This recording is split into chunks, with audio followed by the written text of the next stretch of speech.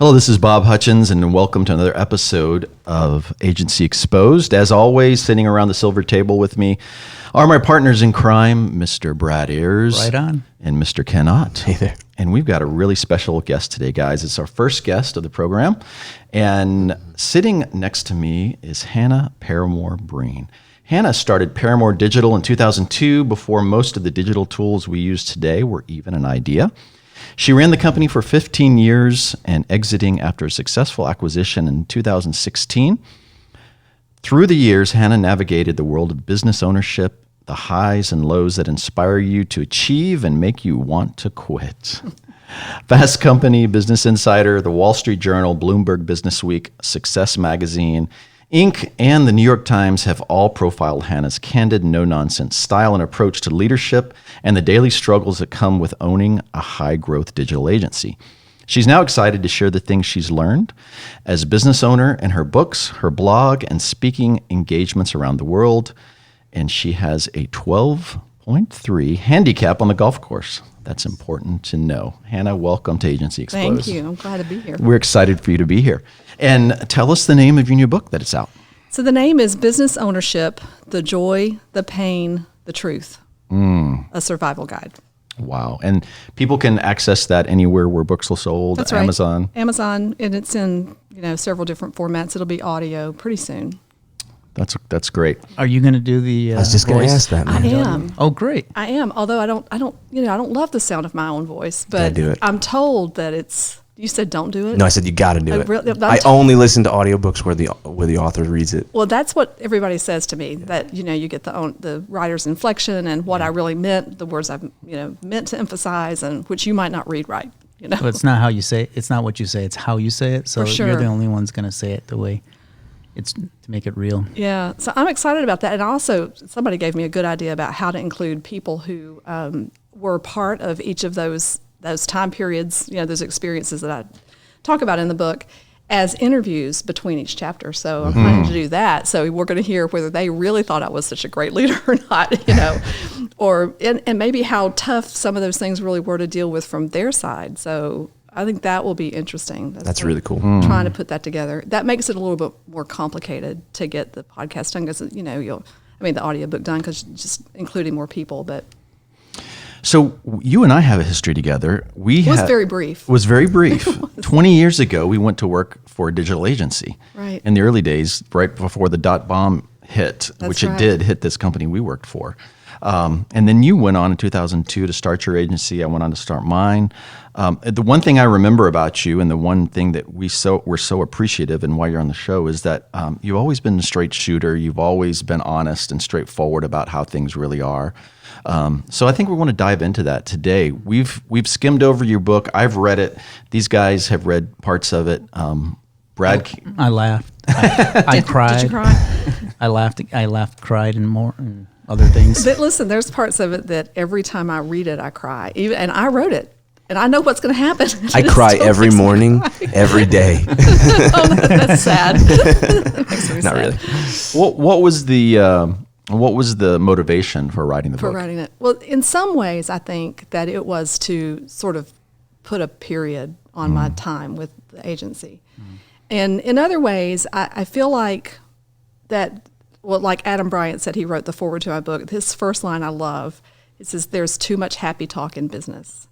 And I agree with that it's hard to get your peers to tell you the truth. Like in digital, it took years to understand who our peers were, right? Because we were all messed up in the industry. I started in it at citysearch.com in the late 90s, and we didn't know if we were web developers or content people or a form of media or, so everybody who had digital attached to their business in any form thought that we were competing against each other. And I guess that's what happens in emerging industries for sure. So when that's the case, everybody's trying to carve out their spot and figure out how to make money in it and what they're good at and what they want to do. And so people don't share like they ought to. So it's like there's this scarcity mentality instead of a mentality of abundance, and competition is fierce. It really gets fierce. But so I think that I feel like I have something to say, particularly to business owners who want to know what to do with what they've built. Because that was my big question the last 3 years or so that I owned the company. I feel like you start a company and it's successful, it takes on this life of its own, and it becomes so much a part of your life and your identity, that you begin to think, well, like, what if I don't want to do this anymore? What if I'm the person who needs to leave the company? What if I have become the limiting factor in the company?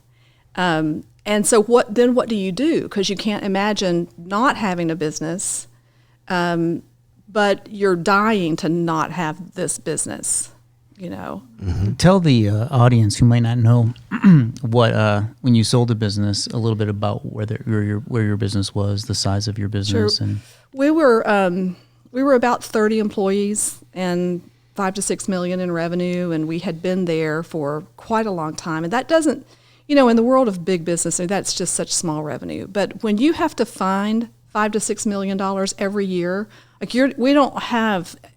We had some clients who were multi-year clients, and we were fortunate, probably more fortunate than most, because we were so early in the industry. So we had a client at my last day there that we had for 12 years. But that's not the norm. The agency client relationship averages less than 3 years. So it's less than 36 months. And across the industry, in traditional agencies and digital agencies. So it's a very short time period. But when you really realize that even a long-term contract, like a 5-year contract, is really a 60-day contract, because every contract has a unilateral termination clause. And you want it that way because you don't want to get stuck having to work for a client that you no longer want to work for. And you shouldn't, if a client wants to leave you, you should let them go, because that is a sour relationship. So when you think about an independent business in a second or third tier city that has to find $5 to $6 million every year, that would just exhaust you, But we did for 15 years.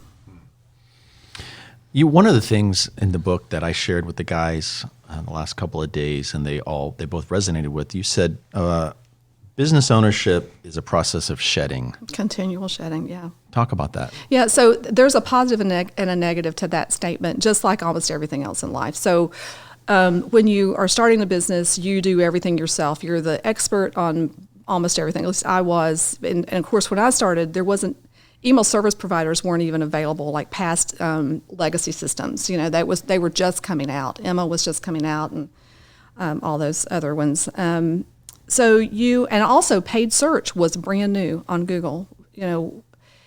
So all of the things that we did in the media side of Paramore were just becoming available when I started the company.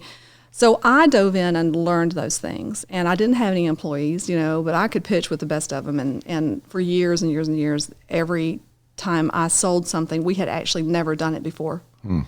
And that was just the most wonderful time. Mm-hmm. Y'all probably remember that, because you could just sit with a client and the client would trust you, and you come up with an idea and you're like, yes, I can get that done. Of course we can do that. But what happens over time is if you're going to build a company, then you have to give those responsibilities to somebody else, because you have to go broad and not deep in your career.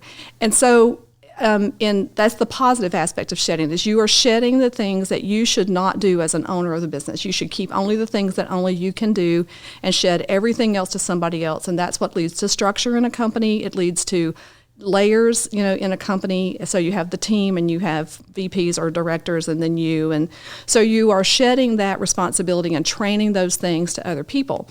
And then the negative side of shedding is that you are also losing, as you build up a leadership team, you have to transition relationships in the team over to those managers. Because if you keep a direct line of connection with every person on your 30-person staff, then you don't need a leadership team. So their loyalty and their guidance needs to transfer to their directors or their vice presidents, so that you can be the external face of the company. It took me a long, long time to learn the difference between a CEO and a president of the company. I really learned it, but I learned it too late, because I had grown to the point of being a CEO, and could never find the president for my company. And if I had found that president in time, I probably would have had an additional choice. Maybe I would have still sold it, but I would have had an additional choice. In your book, you talk about within the first 5 years of business, trying to find that number two. Is that what you're That's talking what I'm about talking here? about. And you hear that if you're a part of a business roundtable, a CEO roundtable like EO or a Vistage, or there's a bunch of them out there. The alternative board, I think, is the same kind of thing. If you're a part of that, that's the question they ask you all the time, and they want to know what your exit plan is and what who your number two is. And I was just like, well, A, I don't think I'll ever exit, and B, what does a creative services company have to sell? You don't have any long-term contracts. We're in a right-to-work state. So I really discounted the need for that. And when I got to the point that I knew that I needed it, it was hard to hire it because we had a legacy of promoting from within, of growing talent, very young talent, and promoting from within. And so to go to do a nationwide or at least a regional search for the right kind of person who had the right skill set and the right personality and was a good culture fit and who I could trust, to take the company. I felt like that would be really disruptive to the culture of the company that was by then, 12 or 13 years old. Mm-hmm. And it's also very expensive and very risky. Mm-hmm. It's very, very risky to bring somebody in from the outside at that high of a level. So, but I feel like if I had done that, then the last part of my years of business ownership might not have been so lonely, because I was lonely. Right. I know I can relate to that. It's I think you're lonely literally, and you're lonely in your head, and you're lonely with those financial decisions and just the weight of the responsibility. I think I put this in the book, how I had an epiphany. I've had a few in my life, maybe 3 or 4, it really, like, I knew that I had just learned something, like just got a crystal clear thought. And I had one on the way home from work one day during one of the hardest times, which was toward the end, the last year or so. I was walking, I lived downtown, and my office was 3 blocks away, so I'd walk to work every day. And I had this crystal clear thought one day, that it was, you will never hire anybody your age again.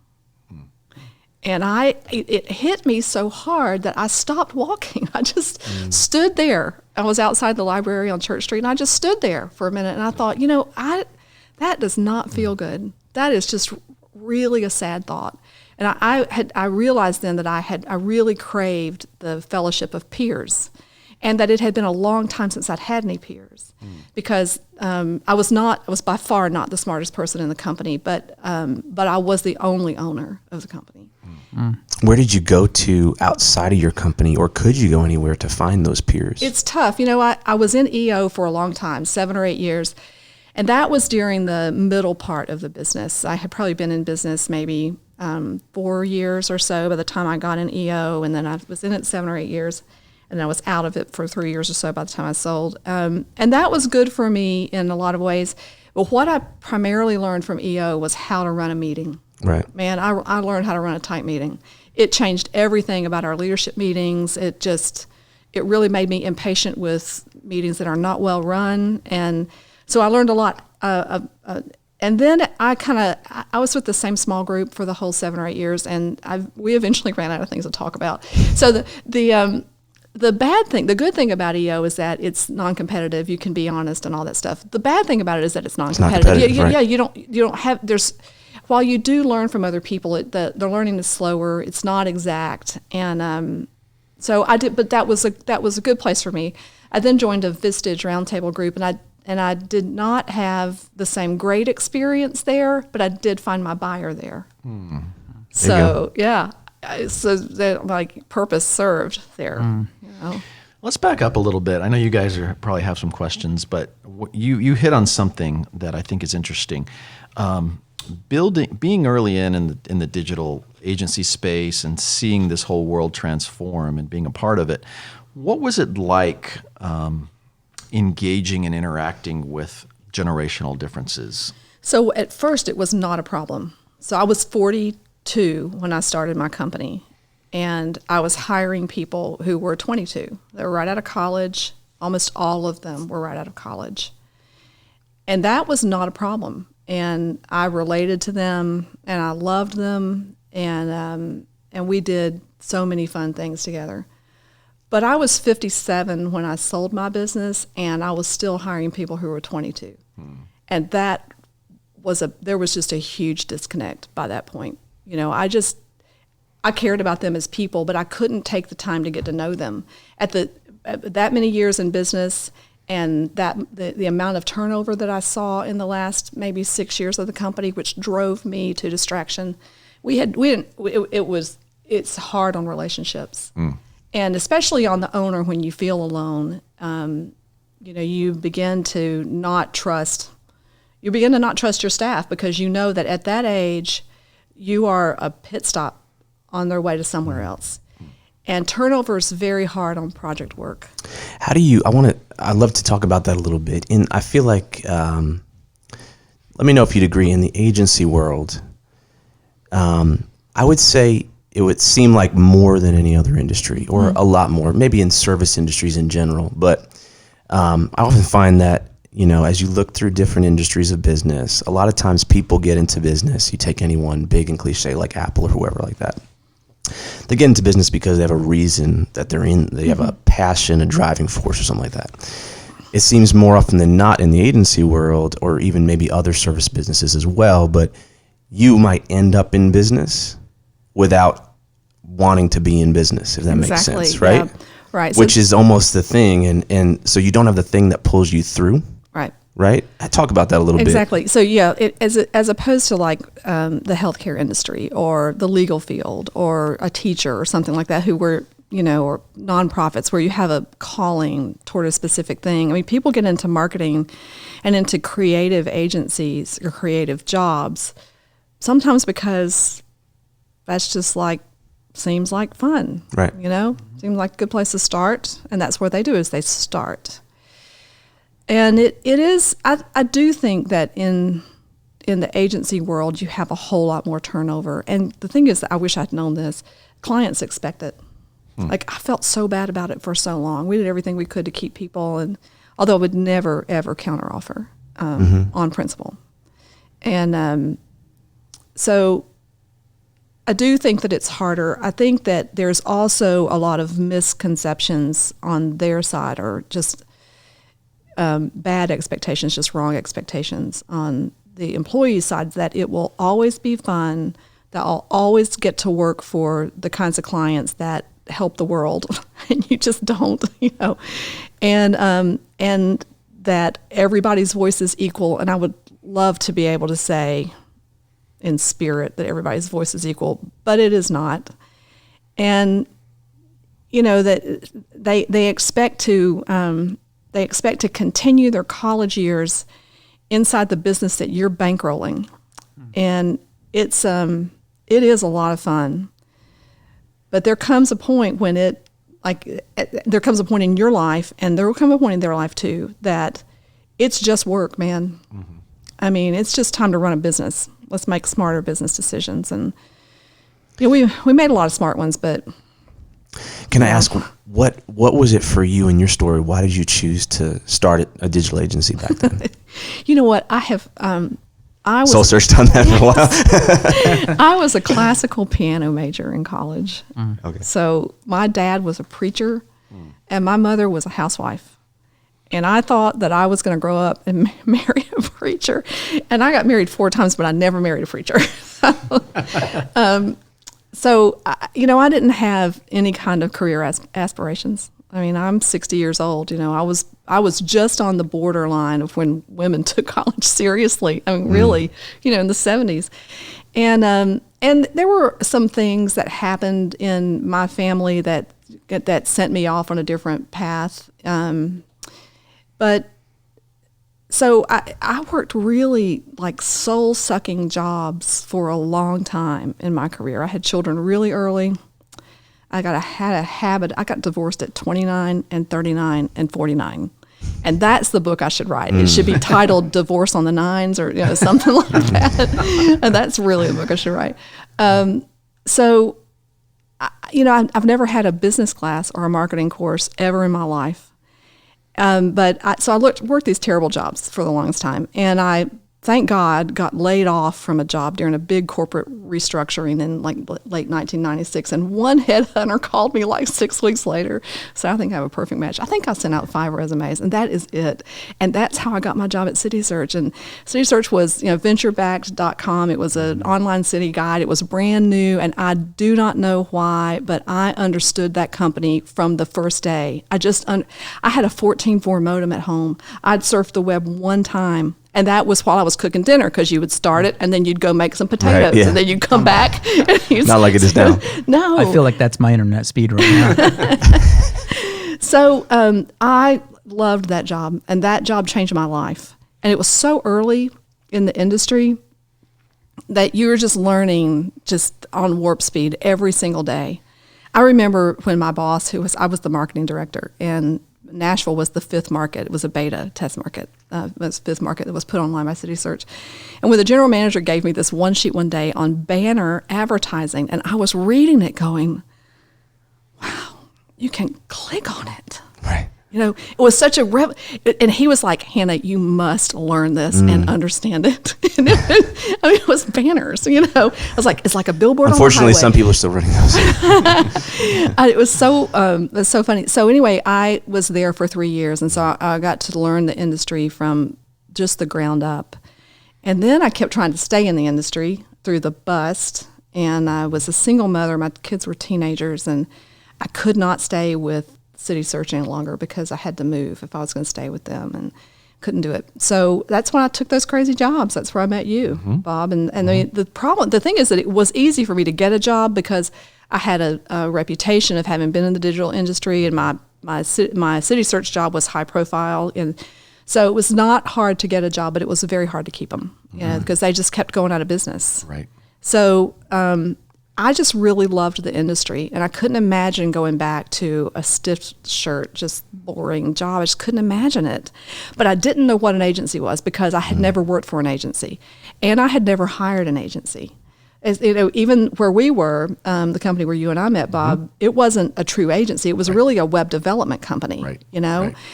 And so I was just figuring out, and the tools were coming along at the same time. So for me, my success in that business was mostly timing. Mm-hmm. Yeah. So would you say, tell me if this is accurate, like the reason you got into your agency was because of the excitement and the freedom? Yeah. So in the first place, after I lost 4 jobs in 2 years, and I had 2 teenagers, and I thought, this is crazy. Like, why would I go to work for somebody else again? I didn't trust anybody then. Because you can't get, just like you can't get agency owners to tell you the truth, you also can't get the people who are trying to hire you to tell you the truth. Yeah. So you don't know the job you're getting ready to take, or if they have any money, or, Right. And what I was noticing, though, in those 4 jobs was that people hired me because they needed my contacts.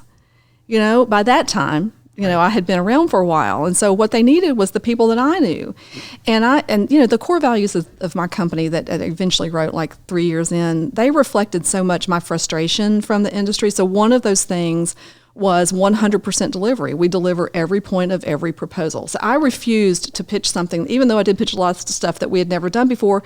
We were going to deliver. We delivered it 100% of the time. And, because I'd seen traditional agencies that were pitching digital and didn't know what they were talking about. And this was the hole in the market that I did see during that time, was that traditional agencies had the clients, but they did not have digital talent, and they didn't understand it, and they were sliding it in a box like radio. And Still trying to do that. Still trying to do that. And it's a shame that here we're 20 years later, and it's still happening, because it is a distinct skill set that never changes. It's sort of like Hotel California. Like, you just can't ever check out of those. Once you build that website, it's just not like an ad campaign, Right. But traditional agencies, they couldn't get good digital people to work for them, because even if they grew digital to be 20% of their revenue, it was only 20% of their revenue. So it was always disrespected. It was given the short sheet, and it was just, you can't get good talent to work for you like that. Yeah. So that was the hole in the market that I saw. And so I really thought that I would consult for a while with those agencies. But I'd found out that just consulting frustrates me, because I want to see the ideas finished. Like, I want to finish it. and see it working, and then learn from it, and then do it better. And that's my nature. And so I hired a project manager, and then I hired a developer, and then I needed 2, and then it's over. Then you have a company. You know, you just Right. you can't just call it a consultancy anymore. Tell us about your first client. Oh, wow. The NFIB. Oh, that was so funny. So that came from the last Okay. job. So that was the last Yeah, I piece of remember business that. that I pitched at that company. And it was just for a small web development project. It was NFIB. NFIB, yeah. National Federation. of Independent Business. So they're a lobbying organization, largest lobbying organization for small business in the United States. And their headquarters is here in Nashville. Their human resources department has to hire literally hundreds and hundreds of sales reps a year because they're 100% commission. And they send out at the time they said they sent 3,000 or 4,000 packets, hiring packets out in the mail every year.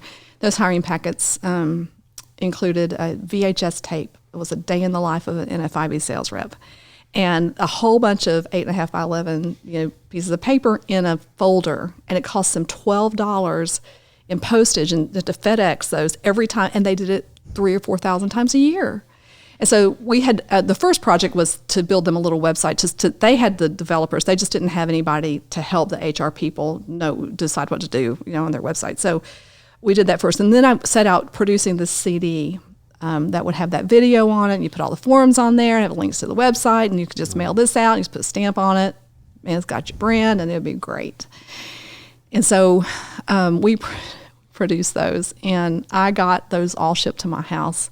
And they were in boxes in my little office. I had like 2,500 of them. And I thought, I am in love with this CD. It was brand consistent, and it was all shrink wrapped. It was great. And I was holding it in my hand. I was like stroking it, which is appropriate because I turned it over and I saw the address and the phone number. And I just had this thought, I wonder who answers that 800 number. I wonder if it goes to the HR department. So I picked up my office phone, I dialed the 800 number, and it was answered by a sex talk line. Oh, really? Oh, no. Not kidding. And so I found out later, I was like cold sweat, immediately standing in my office thinking, now what do I do? It's the NFIB, you can't give these to them. So I thought, A, where did I get that number? And B, how does that happen? What? So it actually was one of their old phone numbers. I pulled up this piece of letterhead that they had given me. It was the right number. And you know how when something like that happens, like you can't see for a few seconds, You just, Tunnel vision. So I'm looking at the number on this, and I couldn't even tell if they were the same number or not, because I'm just blind. But that's part of that industry's strategy is they buy recently retired 800 numbers because there's a certain amount of phone calls that they're going to get, because that number's out there. Kind of crazy business. Crazy. Yeah. Wow. So did that end? Did it end well? Well, Or it ended continue. with me splitting the cost with them, which I'm not really sure why I did that since they approved the creative. But I didn't know any better because I had never worked for an agency before. But they were a good client. We did a number of other projects together over the next couple of years, and So paid back. I guess it paid back. Yeah. What was it like being a woman-owned business agency, digital agency, starting back then? And what was that experience for you? It was natural. Okay. Yeah, I know that I'm very well aware that there is a lot of problems. The women still don't get paid what they should be paid. There's not enough women in the C-suite. There's not enough women on boards of directors and all that. But I only ever had one bad experience because I actually I won a lot of those women awards. Woman of Influence and all that stuff for the first few years. And then I stopped entering those because it offends me to be called a woman business owner.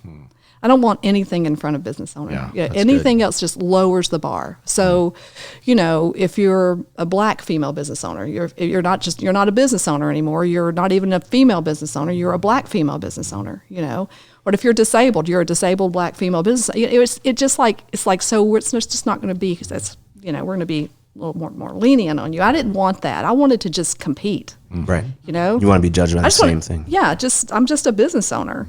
So I actually stopped entering those, and all of those awards are in a box. I think they might even still be at the office because I didn't bring them home with me, and I never put them out in the office. I just put them in a box. You know, although I do know that it's a reality, but I never paid any attention to it. Interesting. I know you go through this in your book, but I'd love if you talked a little bit about this. So I'm guessing you alluded to it earlier, from the outside.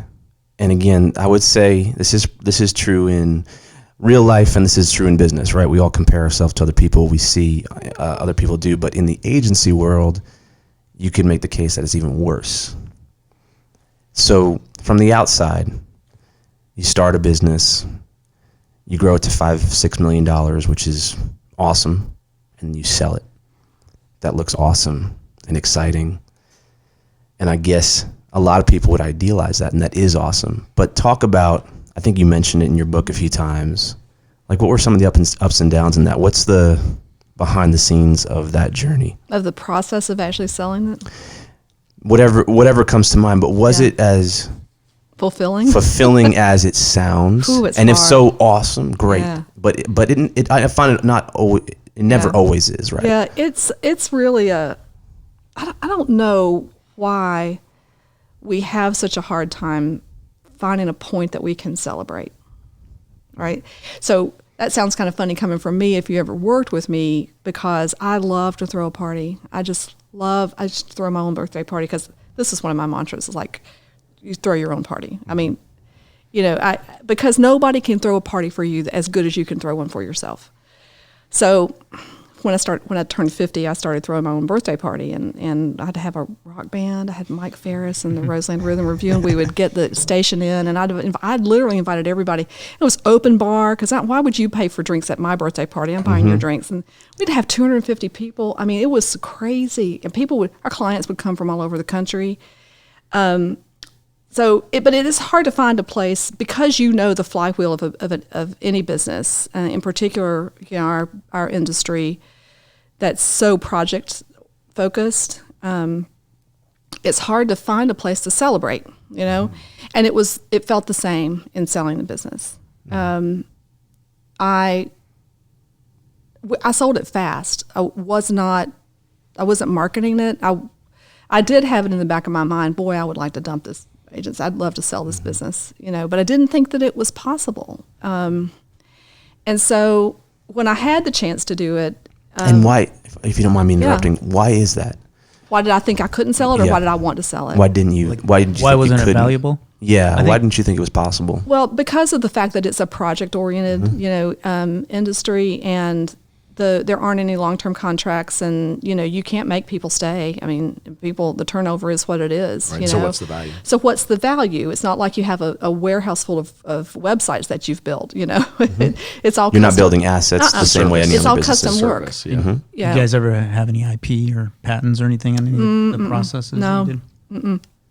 We were definitely a creative services company, and so I couldn't understand how to quantify that value, you know, and what somebody would be interested in buying. But there are strategic buyers out there and that's what I had. I had a strategic buyer who wanted to be in Nashville, who wanted the diversity in their client base, who needed digital talent. And so they saw the value that I couldn't see in the business as a buyer. And it was a fast process. It's also extremely scary, because most of those deals don't make it to the end. Most of them fall apart, you know, somewhere toward the end, like in the last few weeks, because somebody either just loses their stomach for it, they can't go through with it, or something happens in due diligence, and you know, or the buyer doesn't really have the money that they say they have. So was that something that kept you up at night? Like, Yeah. oh my gosh, this is either a home run for me Yes. or it's going to fall flat. Yes, because you cannot do it in secret. Right. So I didn't have a broker to negotiate it for me. I negotiated with the buyer myself. I did have an attorney, and I had my accountant, who'd been my accountant for 15 years. And then I had to bring in the loop my COO, she was the COO, she was vice president of operations, and the other two VPs. I had to bring them in the loop because when somebody's going to buy your company, they're going to be in your office, and they're going to have access to files, and the amount of records that you have to produce it's like the same information in 6 or 7 different ways, and it's just over and over and over. And that amount of work is tremendous. And so you can't do it by yourself. But if you bring them in, this is the biggest risk. If you tell them that this is where you're going and it doesn't work out, then they have every reason to doubt your commitment to the business. Right. Right? And so if one person knows in the office, everybody knows. And it's just, and even your own focus. So you spend months going down that road to sell it, which means that you are choosing not to engage in business development opportunities because there isn't enough time in the day. And so, your business development pipeline starts to dry up. Your team feels you distracted. You immediately don't care nearly as much about them as you used to because you got a foot out the door, And so I think that was so scary.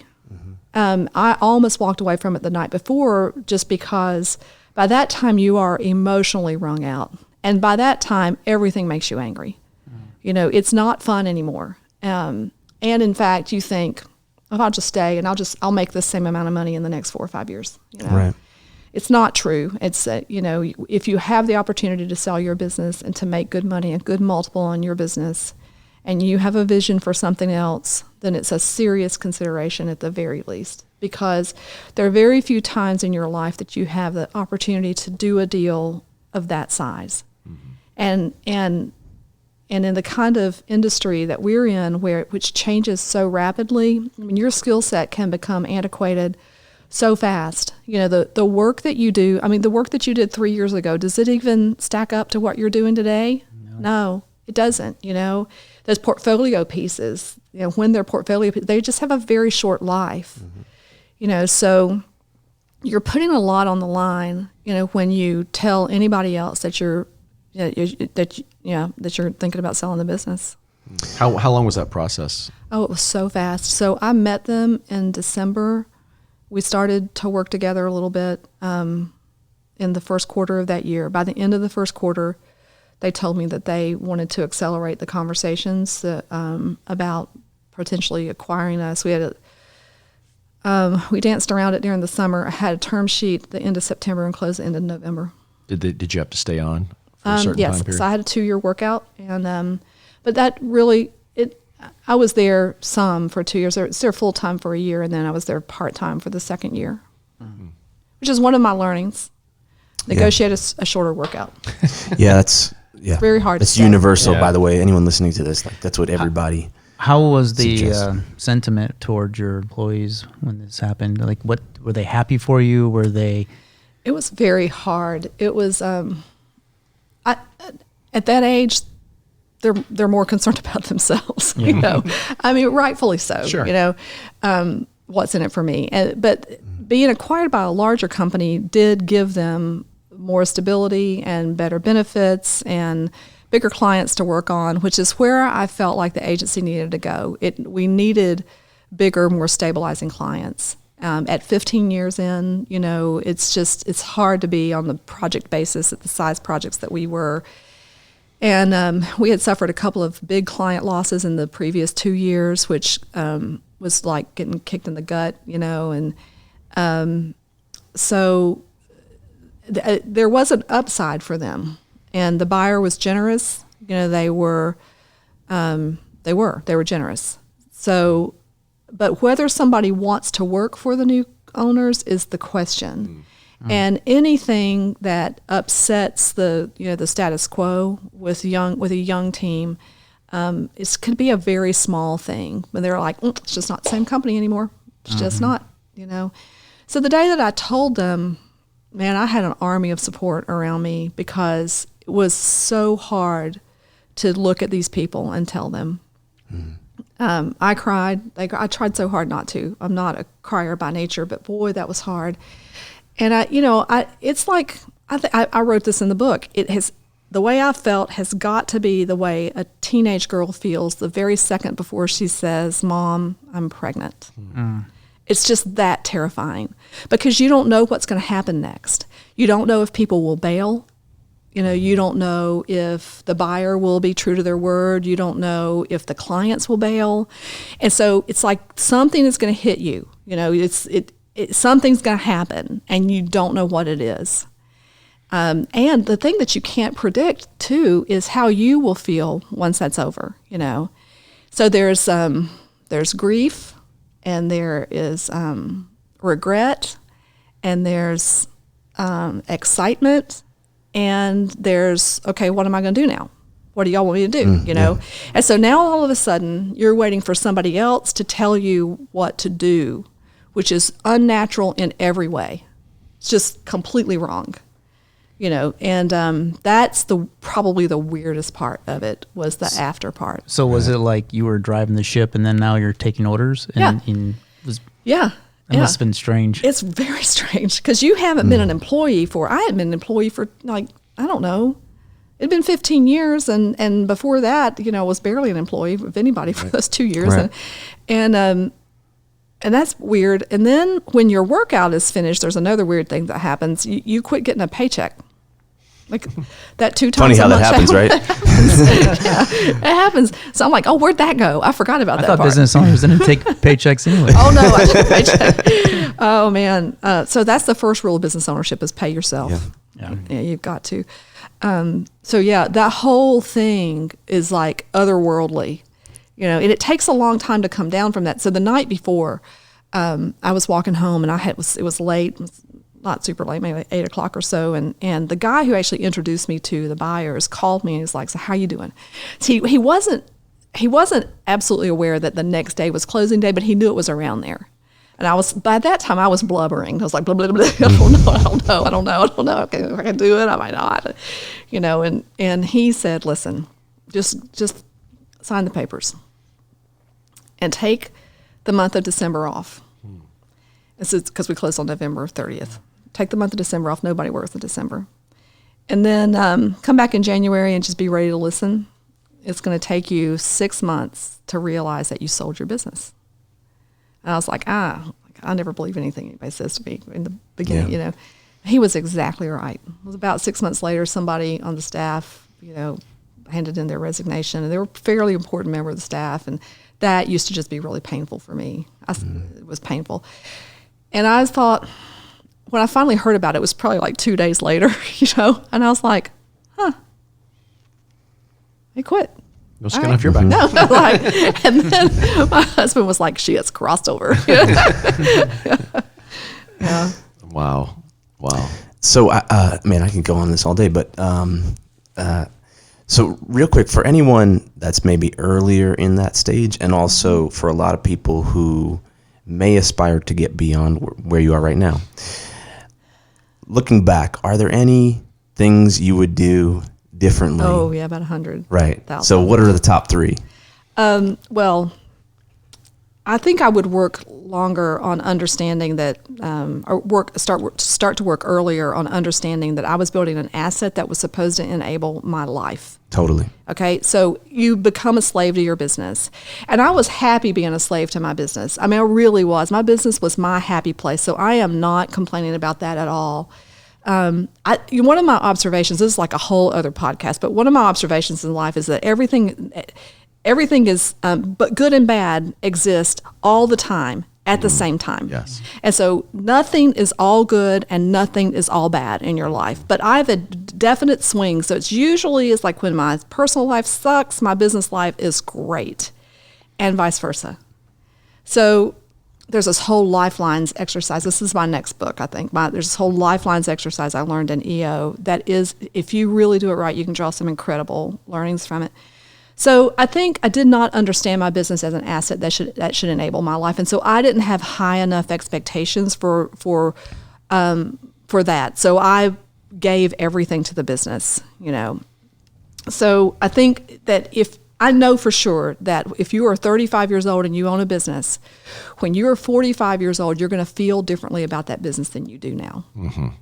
So that was part of my problem. I loved and loved and loved it. I mean, we traveled so much because we had travel and tourism clients a lot, and so we would go to those destinations. We'd take a whole team, 4 or 5 people, and we called them honeymoons with Hannah. And because we were going to like resorts and tourist destinations, and we called them honeymoons. And I call that research, but yeah. So we had so much fun with that. So. But by the time I was in my late 50s, like I wanted to be home with my husband on the golf course. I was like, how quickly can I get out of here so I can go play golf? It wasn't about let's, stay here and finish this, or let's get on a plane and go to Dallas, or let's, whatever. So, you are going to mature, and you are going to want to spend your days differently. And so you have to think about how you're building a business that can enable that, rather than keeping on sucking you in. I was just saying, I wanted to drive that home. You made 2 really important points there, right? Number 1, make sure you're enjoying what you're doing, right? Like, so the business and your life, especially when, I don't know what the stat is, but we spend more than half our lives in business. Oh, yeah. Right? So it's got to be something that gives you some sort of joy. And number 2, for a lot of people, that can be where they live. It sounds like maybe you live there a little bit. But you've got to build it so that it's a smart business. It creates a profit. It builds assets. It does these things so that ultimately, like you said, it can not only fulfill your destiny where you need to be, but also like everyone who works for you, right? Like as they mature, this business has to be on rails. It has to continually make profit. It has to continually grow. So those are 2 really good points. And you got to stop feeling bad about making decisions that are purely financial decisions for the business. So that's one of the problems that we get into in creative services companies that hire young people, is that we want to be like so altruistic about it and make decisions for the right reasons. And I 100% support that. But a lot of times the right reason is a financial reason. Like the company needs to be profitable. Before anything else, it has to make profit. It has to make money, because there are other organizations that don't. Okay, so there are nonprofits that serve the underserved. There are government, entities that provide our sidewalks and our free schools. There's free health care. Hopefully, we get to free health care at some point. And there are parks and stuff and there are artists, musicians and painters and stuff that enrich our lives. And then some of us in this world are supposed to make money. We're supposed, because you can't have any of that other stuff if there's not a sector of our society that's focused on making money. It's not wrong to make money, but we just get so caught up in the relationship side of growing a team, and I want to leave the world a better place.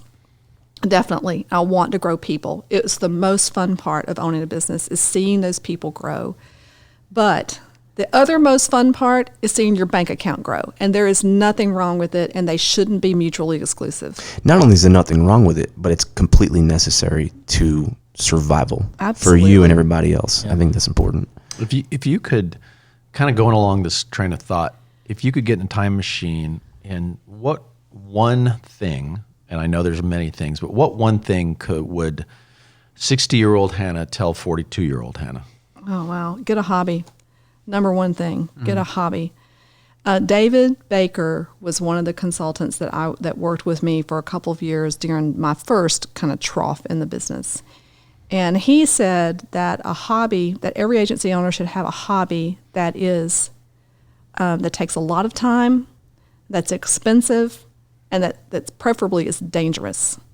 Now, what he meant by the danger was that it needs to be something that if you don't concentrate on it absolutely to the exclusion of everything else, you can't do it well.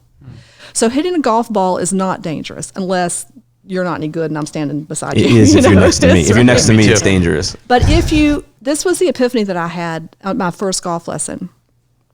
The pro, who is now my husband, put your hands on the golf club, shows you how to hold a club. Now, I didn't want to take golf lessons, but I grew my business speaking at conferences. And Amanda, who was my VP of sales, it was her idea for us to take golf lessons because she and I were single. She'd be with me closing business, and I was speaking. She's like, this is going to take us to the next level. And I was like, no, it's not, because I'm not doing it. And it was the year that we had 10 days of 100-degree weather straight in a row.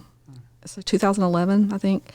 And she signed us up for a golf tournament at its conference where I was speaking in Florida, and I kept canceling golf lessons. I was like, I'm not going. I do not want to do that, and I don't have time. But she came in one day. She said, you can't cancel today because the tournament is 6 weeks away. You've got to at least get 3 lessons in. So I showed up, and it was 103 degrees, and it was 6 o'clock at night for my first golf lesson. And so the golf pro puts your hands on the club, shows you how to hold the club, which I'd never done before, shows you how to do this little tiny like 5 to 7 swing, and then he puts a tee in the ground and says, now clip the tee with the club, and then he puts a ball on the tee, and he goes, now look down at the ball, clip the tee. And the thought that I had was, when I looked down at the ball, is I cannot think about my business and hit this golf ball. And it became my escape immediately, so much so that I was back out there the next day. And as soon as I got clubs, which was like a month later, they never left the trunk of my car because I'd kept clothes in my car, I kept my golf clubs in my car. First thing I would do every morning before I got out of bed was check the weather. And if it was more than 45 degrees and not raining, I'd start canceling meetings. Like, I can't come.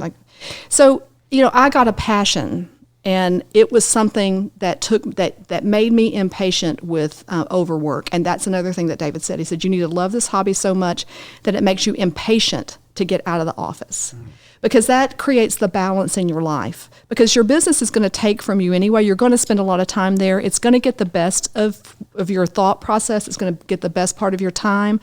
You have to have something that competes against that. So for some people, it might be children, or a relationship, but a hobby rounds out your life. And I wish I had known that at 42, because I would have a single-digit handicap now, my friend. What is the things that you see in this? I call it agency 2.0, 3.0, and a lot of these young men and women that are starting digital agencies, and so many of them, I'm sure for you too. I get to bring some wisdom that I've learned too, and they ask me to consult. What are some things that you're seeing in that? I know there's probably a lot of times you look at them and you're like, wow, here's what you need to know. Here's what to do. Yeah, the lack of business acumen.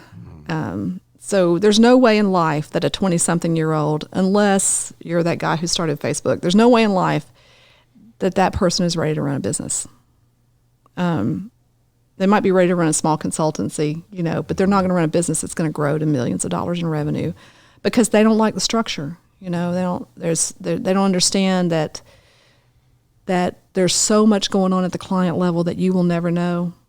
That was one of my biggest learnings in the last 3 years of my business, is we don't know what's happening. We don't.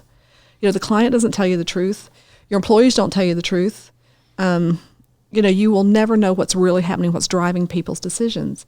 And so young business owners are too altruistic by nature. And they just are not ready to navigate the waters that you're going to get into when you start doing serious business. Because the decision makers, this is changing now, but we're really at a crossover point where the decision makers at the client level are digitally savvy. And the web's been around long enough now to reset expectations. So that's a good thing. You can't hide anymore. You can't hide anymore. But think about when we started our businesses, Bob. There were agencies that wanted to do deals with Paramore, but they wanted to pass us off as their employees. Well, that was possible before Google. Mm-hmm. It was impossible after Google. Mm-hmm. So anyway, I look at them and I think, lean into humility. That's good. Would you also say that, I think what you're saying also about, especially you said, young people running businesses, there's probably a propensity, especially, and this is kind of core to what we're talking about here, to shut everything else out and figure it out on your own. And it's going to be hard to figure, and there might be this thought that it's hard to find people that would actually open themselves up. The shortcut or the possibility is mentorship. Mm-hmm. Would you agree? I do agree. It's one of my passions. I just can't figure out how to get paid for it. So I actually do mentor a few people, and I have a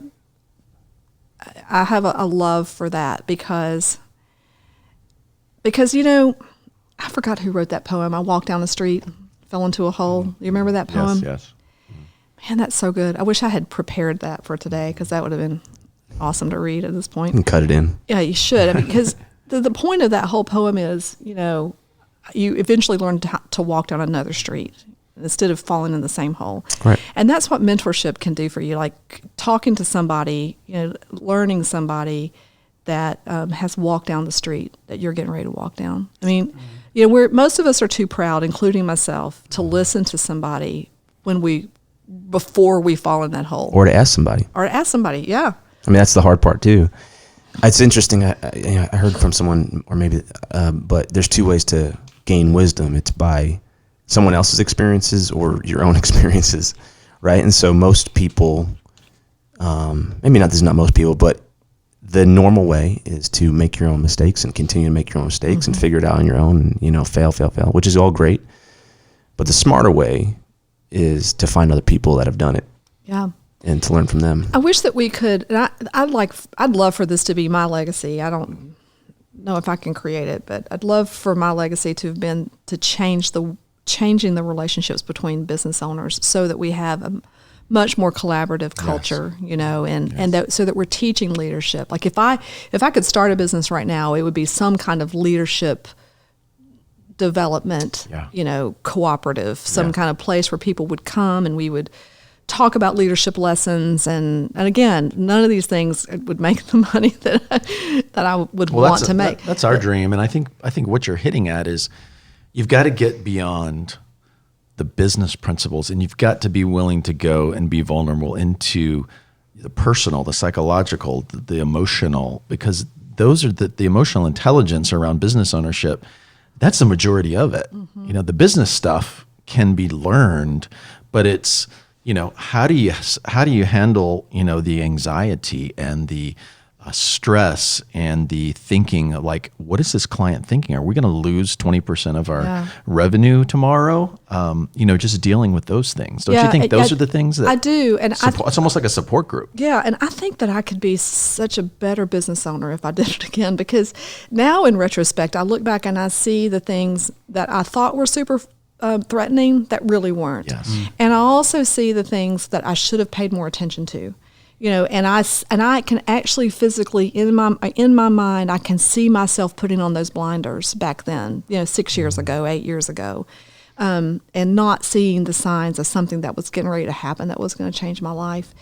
And at the end of the day, I mean, I had a great run. And we were successful. And my exit was successful. And unfortunately, that doesn't keep you from having regrets. And I don't really know why that is. That although I think that probably has to do with our own expectation, there's this mathematical computation.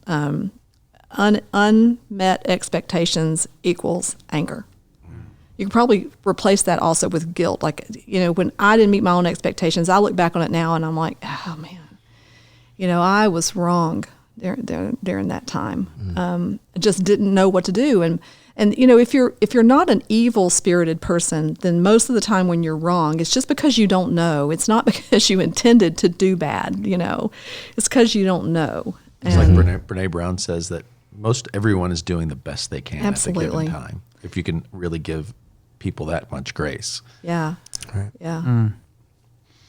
Brad, do you have any closing questions or thoughts? Yeah. What type of advice would you give to someone who's just starting out and starting an agency? And then what advice would you give to somebody toward the end of their career that started an agency? One of the things that I wish I had done earlier on was I wish I had spent more time with business owners and not in my market. I wish I had gotten on a plane. I even wrote this in my annual plan one year, that I was going to visit 6 agencies, during the year across the country. I was going to somehow talk them into letting me in their doors and just like level with me, man. Let me see, or you just absorb their culture, and try to get behind the lines and see how, and try to learn how the people really felt and get other ideas. You're so busy running your own business that it's just really easy to not look outside your own door, but the learning is outside your door.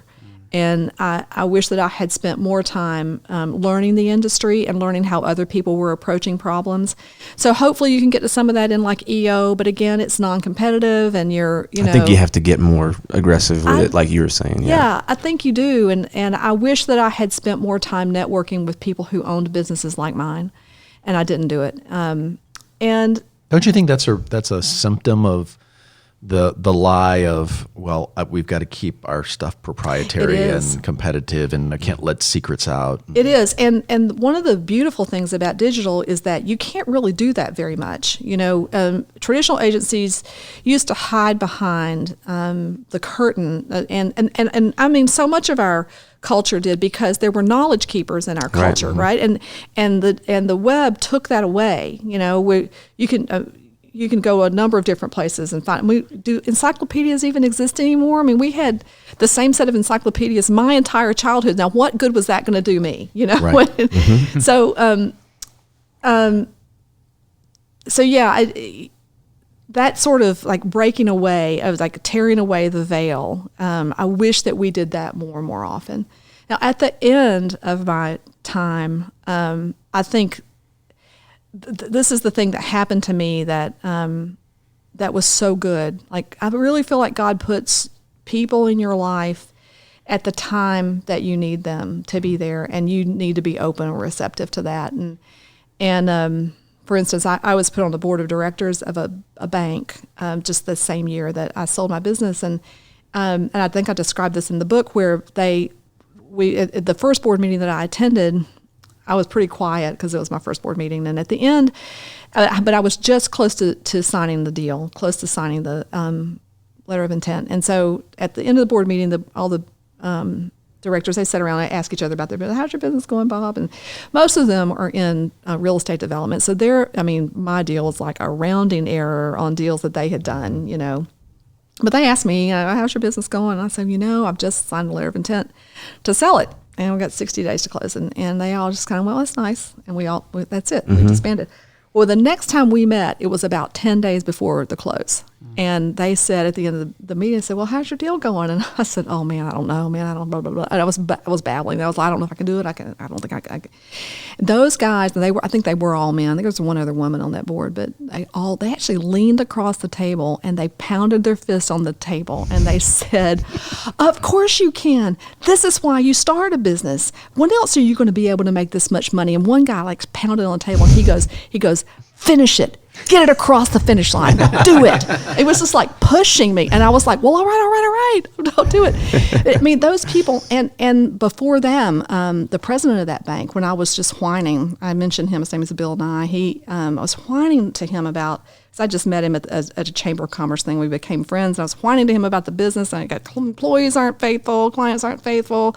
All of our lines on our graph are going the wrong way. Like ops costs are up, profits down, And he said, come on in here, bring your numbers in here, and I'll tell you what I see. So I'll buy you a sandwich. So I did that. Listen, I'm a binder girl, I was digital, but I had binders for every year. So I had all my binders. And so for about 18 minutes, I went over, you see what's wrong here? And there's like years worth of data, on the table there. And I was complaining, and he leaned back and he said, you just described every company in America. Yeah. Everyone. You're not alone. You're not alone. And so I wish that I had known that earlier, and in fact, I think that there are only certain types of business problems. It's actually so sad that more people don't know, like that those things are not more well known. Yeah. I mean, I really wish I had known because I would have been more open, and I'm a pretty transparent person, but I would have been even more transparent. Man, it would have been like, open the kimono at that point. Just somebody tell me what you see. But those people really helped me, and they helped to reframe the way I thought about the business. And that's where you have to get at the end, because you have to separate from it.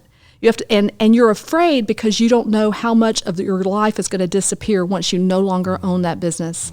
Because my business created a platform in the city for me. An identity. Yeah, and I got to do things in this city that I would not have gotten to do if I hadn't had a successful business. So I'm so thankful for it. I mean, I really am. As much as I struggled at times, I'm so thankful for it. It is the fastest path to financial security, to own your own business. It really is. But you have to like wrench it away from your soul when you sell it, and then you don't know what's going to happen. Where would you be right now if you didn't sell it? Like, my God, would you? Still be banging cranking my away. head against that wall over there, maybe. I don't know. Yeah, I think I'd still be at it. I think I'd still be. Have another Ambien day, like I'd you have say. another. Oh my in your Lord, book. that was so funny. That was. You'll have to get the book to learn about You that. got to learn about Ambien Day. Ambien has. Here's the thing. It's been more than 3 years now. I stopped taking Ambien June of last year. It took more than 2.5 years to get off, but I ramped down over that time. So I was taking the lowest dose, and then there was one day, and I was like, I think I'm done. And I was 17 years on Ambien every night. So because what happens Just to turn your brain off. just to turn my brain off, yeah. And it was just the business stuff was just stuck in your brain. Just stuck in my brain. When everything else quiets down at night and you were by yourself, my mind would go into overdrive, and so I couldn't turn off the spreadsheets. You know, I couldn't turn off what I was going to address with somebody the next day, or a client that was upset, or I couldn't do it. And thank goodness I had doctors who felt like it was more important for me to get sleep than it was for me to not have to take something to sleep. Right? Because lack of sleep is a huge health problem in the U.S. It's almost as bad for you as diabetes.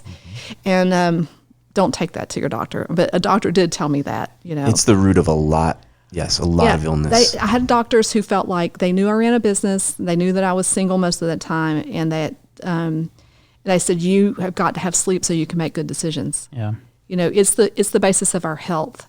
So, but yeah, I don't take Ambien anymore. We can keep going, but obviously we're almost out of time. But what are some of the practices, and would what David Baker told you, get a hobby, be one of those practices? I would imagine too, because you have to intentionally separate yourself. Yeah, it's about balance. It's about learning balance. You have to draw some strong boundaries around your time, around your access, the other people's access to you as a business owner. You have to have for me, a strong spiritual foundation, so that there is a reason outside of what we see every day to do what we do. We're supposed to leave the world a better place. We're supposed to point people to God. There's a lot of things that we're supposed to do with our life that's more than about running a business. And then I think acceptance too, of your own shortcomings, acceptance that there is you're not going to have balance in your life every day. That balance is achieved over time. So there are time periods where you're super focused on the business. There are time periods when you've got to focus on your home life. There are time periods when you have to focus on your health, and you're not going to get to do those in equal proportion every single day. So you have to, let go of your own expectations of what your life is supposed to be like. And reframe that for yourself, draw your boundaries around that, look for play for the longer game, I think, which is, it's hard in the moment. I was talking to somebody last night. He's such a talented person, and he's thinking about changing jobs, and he's got a little fear going on. And I just looked at him and I said, listen, buddy, you are always going to have a job. Always. You're talented. You've got a great reputation. You're always going to have a job. It's going to be about what you want to do with your time. It's not going to be about trying to find an opportunity. And I think that's true if you have built a solid business. Like, you're not going to lose your business overnight, even though it feels like it. You're not going to lose your business overnight. And if you do, then there's a reason that happens, and you accept that and you reinvent, And we're wired to reinvent. There's an illustration that I include in the book, which is one of my favorite things that my dad ever said to me. He's a very inspirational person. And he said to me that when you leave a place, it's like taking your hand out of a bucket of water. The water is disturbed and it ripples for a little while, but really quickly, that hole that your hand left closes up, and the water smooths over as if you were never there. So that sounds a little bit sad. Like, how can my business go on without me? Wasn't I important to the business? And people always say that. Oh, well, it's called Paramore. Like, when you leave.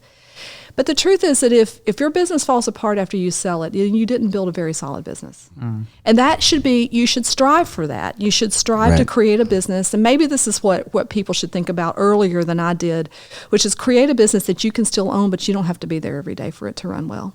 And then that gets you prepared to leave it too. So that process of shedding, that theme continues. You're shedding responsibility so you can grow people. Then you shed things that you love to do because you need balance in your life. And eventually you shed the 24/7 responsibility of the business. And eventually you shed the business completely, and move on, and you do something else. And that's the positive part of that hand in the bucket of water thing. Like, we're geared toward growth.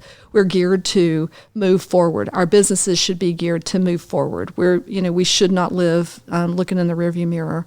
We should look at what's next. That's good. That's good words. I think that's a good place to end. Hannah, thank you so much for taking the time. I appreciate your honesty. I know that your book's going to hopefully help a lot of people. And what I appreciate about it is it's not just agency owners, but it's life stuff in there that anyone can benefit from. I hope so. Thank you for having me. It was so much fun. Thanks for being This here. is fun. We could have done 3 of these. Yeah, absolutely. Website is it's hannahparamore.com. hannahparamore.com. Go to Amazon, get the book. Thank you. Thank you. Appreciate it. All right, Thank you. guys. We'll talk to you soon. See you.